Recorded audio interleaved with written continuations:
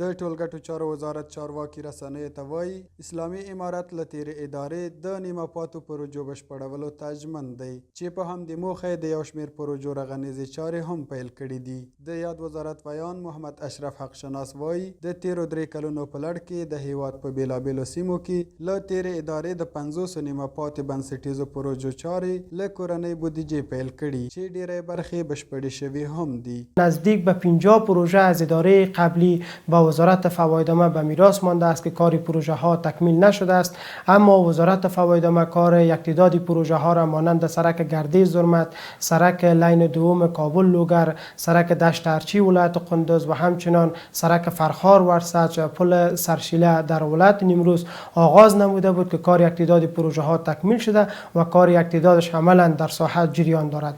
دغه راز ښاغلی حق شناس د سالنګونو شمالي دهلیز کابل کندهار کونړ نورستان ولایتونو ترمنځ د لویو لارو په بیا رغونې سربیره د کابل غزني او کابل جلال آباد ترمنځ د دویم لاین ترانزیټي سرکونه جوړول له خپلو هغه اساسي لاسته راوړنو یادوي چې په بشپړېدو سره به اقتصادي پرمختګ ته زمینه برابره شي. نوموړی پر یادو پروژو سربیره تیرو 3 کلونو کې د دغه وزارت له لوري د 300 نورو پراختیایي پروژو له پلي کېدو خبر ورکوي او په وینا یې له دغه شمېر څخه د ډیری پروژو چارې بشپړې شوي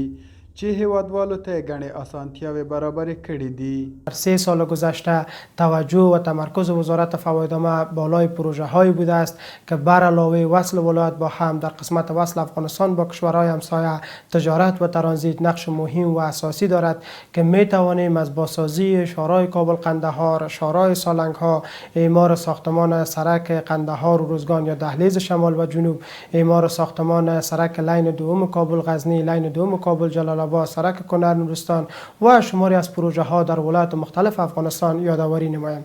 در این حال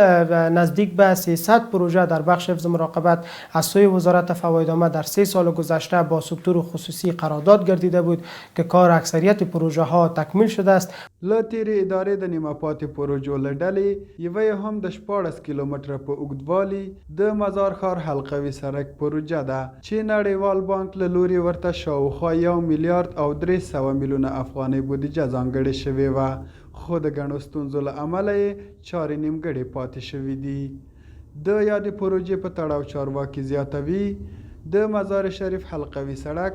د پاتې برخې د رغولو لپاره د اسلامي امارت له لوري یو ځانګړی کمیسیون جوړ شوی چې د مالیې وزارت په مشرۍ دغه کمیسیون اوس مهال د یاد سړک پر ارزونې بوخت دی چې پایلې ته له رسیدو وروسته به عملي چارې پیل شي. سرک حلقوی شهر مزار شریف فعلا تحت بررسی و ارزیابی کمیسیون محترم تعیین شده سوی امارت اسلامی افغانستان و وزارت مالیه قرار دارد که بعد از بررسی ارزیابی و تکمیل شدن بررسی ارزیابی و تمویل وجوه مالیش کار پروژه شامل پلان وزارت فوایدامه است که آغاز خواهد شد. په همدې حال کې د مزار شریف ښار اوسیدونکي د مزار حلقوي سړک د ترافیکي ستونزو د حل او ښاري پرمختګ لپاره یوه مهمه پروژه یادوي او وایي د دې پروژې په بشپړېدو به د مزار ښار اوسیدونکو ته ګڼې اسانتیاوې برابرې شي. سرک‌های حلقه‌ای بسیار مهم است با موترهای کلان که را وصل میکنه او طرف به چوک اسبا و این طرف هم به پروژه خالد. از حساب ازدحام بسیار ترافیکا بسیار خوب میشه، ازدحام نمیشه. این حلقه‌ای است که بسیار از بسیار بیروبار و چیزا این سرک موترهای کلان هم تو میکشه به شهر ازدحام نمیشه. حکومتونو نه غواړو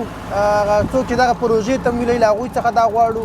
چې وروره عام المنفعه پروژې چې کومې دي هغه سیاسي کوئ مه. دغه د ولس پروژې دي، د ولس په نفع دي، ولس پرې تګ راتګ کوي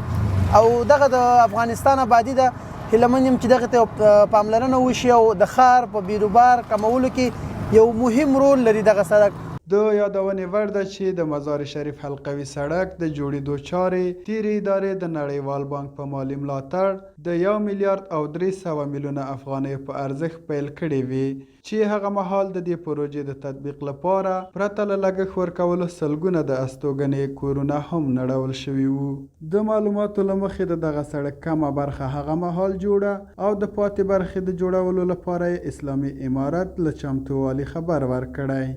ضابط خان انځور، افا میډیا، مزار شریف.